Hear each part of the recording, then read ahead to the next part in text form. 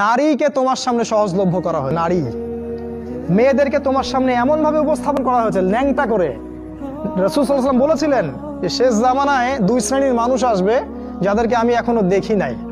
এক শ্রেণী হচ্ছে নিসাউন কাসিয়াতুন আরিয়া, মুইলাতুন মামিলাত, মানে এমন এক শ্রেণীর মেয়ে বের হবে শেষ জামানায় যারা কাপড় পরেও ন্যাংটা হয়ে থাকবে। ভাষাটা ভালো করে বোঝেন, কাপড় পরেও তারা নগ্ন হয়ে থাকবে। আমার মনে হয় না এটার ব্যাখ্যা করার দরকার আছে। কাপড় পরবে কিন্তু কাপড়ের সবকিছুই, ভিতরে সবকিছু আপনি দেখতে পারবেন, বুঝতে পারবেন কোন অঙ্গ কতটুকু উঁচু নিচু, কোনটা কি। এখন এমন ড্রেস বাইরে থেকে ভিতরে সব দেখা যায়, কাঠামোকে সেটাও দেখা যায়। এমনকি এমন বোরখা বের হয়েছে এখন যেটা পরার পরেও দেখবেন যে তার ফিজিক্যাল সমস্ত স্ট্রাকচার বোঝা যায়। এই যে নারীরা বের হবে এটা রাসূল আগেই বলেছিলেন।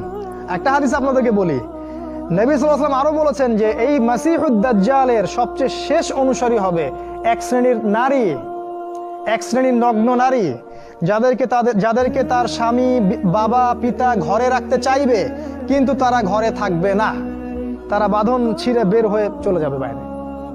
আবার বুঝাই, শেষ জামানায় মাসিহুদ দাজ্জালের অনুসারী হবে এক শ্রেণীর নারী যাদেরকে তাদের পিতা স্বামী ভাই ঘরে রাখতে চাইবে, তারা ঘরে থাকবে না। আপনি কি বুঝতে পারছেন তারা কারা? বর্তমান সময়ের এই ফ্যামিনিস্ট রেভলিউশন যারা করছে এরা সবাই দাজ্জালের অনুসারী। দাজ্জাল যখন বের হবে এরা সবাই তাকে অনুসরণ করবে, অবশ্যই করবে। একটা কোভিড-19 যদি সবাইকে একমুখী করে ফেলতে পারে, দাজ্জালের ফিতনা যে কত ভয়ঙ্কর হবে সেটা চিন্তাই করতে পারবেন না আপনি। একটা খালি হুঙ্কার যে মূর্তি স্থাপন হবেই, যে এর বিরোধিতা করবে তার বিরুদ্ধে রাষ্ট্রদ্রোহের মামলা দেওয়া হবে। সারা দেশের মানুষ ম্যাক্সিমামই এখন ওইদিকে অনুসরণ করছে। এই যদি অবস্থা, তাহলে দাজ্জাল যখন বের হবে তখন যে কোটি কোটি মানুষ তাকে অনুসরণ করবে না এটা কি কোনো গ্যারান্টি আছে? বরং কোটি কোটি মানুষই তাকে অনুসরণ করবে। তোমার সামনে নারীকে সহজলভ্য করে দেওয়া হয়েছে। স্কুলে নারী, স্কুল কলেজের মধ্যে কো এডুকেশন, ছেলে মেয়ে একসাথে বসে পড়াশোনা করে। একটা মেয়ে এরকম নগ্ন পোশাক পরে আমার সামনে যদি বসে থাকে দিনে 5 ঘন্টা, কয়দিন আপনি জেনা থেকে দূরে থাকতে পারবেন বলেন তো? আজকে আপনি দেখা করবেন, কালকে নোট নিবেন, তারপরে দেখা সাক্ষাৎ হবে, কফি খাবেন, এক পর্যায়ে ঘুরতে যাবেন, ডেটে যাবেন, আস্তে আস্তে আস্তে আস্তে তার সাথে আপনি জেনায় লিপ্ত হয়ে যাবেন। এর জন্য কি শুধু ছেলেটা দায়ী? এর জন্য কি শুধু ছেলেটাই দায়ী? এই মেয়েটাও দায়ী, এই মেয়ের পরিবারও দায়ী, এই ছেলের পরিবারও দায়ী। আর সবচেয়ে বড় দায়ী হচ্ছে সে ব্যক্তি যে এই সিস্টেমটাকে লঞ্চ করেছে এই দেশের মধ্যে, যে সিস্টেমের মধ্যে পড়াশোনা করাচ্ছে, এরাই সবচেয়ে বড় দায়ী।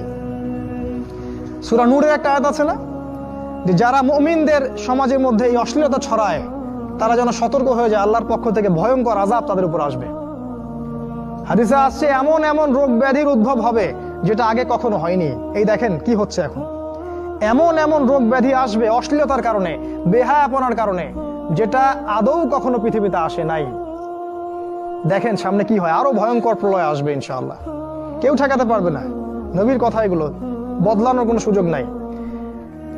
তোমরা পড়াশোনা করবা, তোমাদের সামনে মেয়েদেরকে ছেড়ে দেওয়া হয়েছে। কলেজে যাবা তখন তো আরো অবস্থা খারাপ, ফ্রি মিক্সিং, যা ইচ্ছা তাই করতে পারবা তোমরা।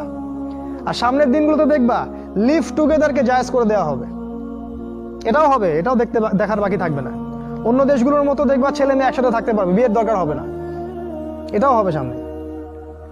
মেয়েকে সহজলভ্য করে দেওয়া হবে, চাইলেই তুমি জেনা করতে পারবে। এগুলো এমনি এমনি হয়নি, ওরা প্ল্যান করে এটা করেছে যাতে তোমার ভিতরের ইমানি তেজটা নষ্ট হয়ে যায়। যার ইমানের তেজ থাকবে না ধ্বংস হয়ে যাবে সে।